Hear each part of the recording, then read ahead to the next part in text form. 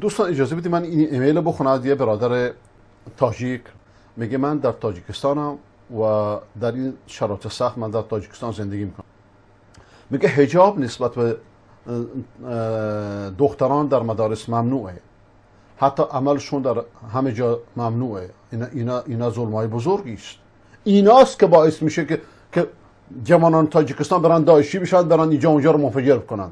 یعنی غلو در لایک، غلو در اسلام ستیزی در تاجیکستان و امثال تاجیکستان باعث شده که جوانان راهی دیگه پیدا نکنن، متاسفانه البته. یعنی که غلو و افراط امام علی رحمانوف باعث شده که این افراط در داعش وجود بیاد نسبت به برادرای تاجیک. میگه حتی خرید و فروش حجاب نقاب در بازار از طرف دادگاه ممنوعه.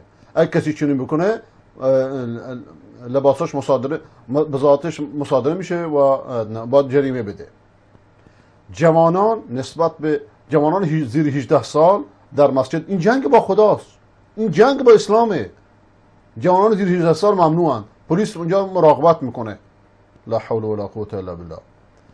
ریش داشتن ممنوعه. کسانی که عمرشون پایینتر از 50، پایینتر از 60، حتی اندکی هم باشه، این جنگ با اسلامه.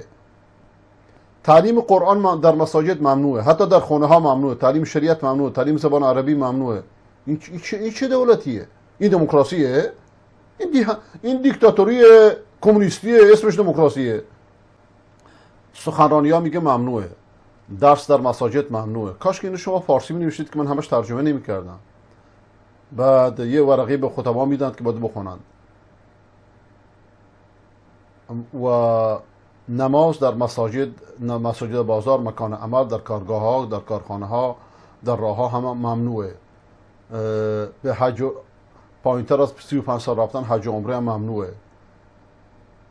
حتی آموزش علوم دینی در خارج از کشور هم ممنوعه. اگه کسی این کار رو بکنه 5 تا 6 هزار دلار جریمهش میکنن. این جنگ با اسلامه. اینا کفر همش. این جنگ با اسلامه. اینا نتیجه میشه که جوانان تاجیکستان جذب داعش بشن یا امثال داعش. فشار چیه؟ فشار انفجار میاره دیگه.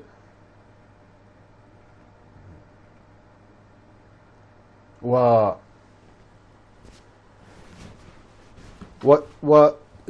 جواز سفر گرفتن با ریش هم ممنوعه. و اهل سنت همه جا زیر فشار میارند و بقیه مذاهب آزاد. اعوذ بالله. تعدد ازواج ممنوعه، ربا آزاده، نمیدونم شرابخوری آزاده، مخدرات آزاده. بله، والا چه عرض کنم؟ اینا دیگه اگه اینا کفریست چیه کفر؟ این جنگ با اسلامه.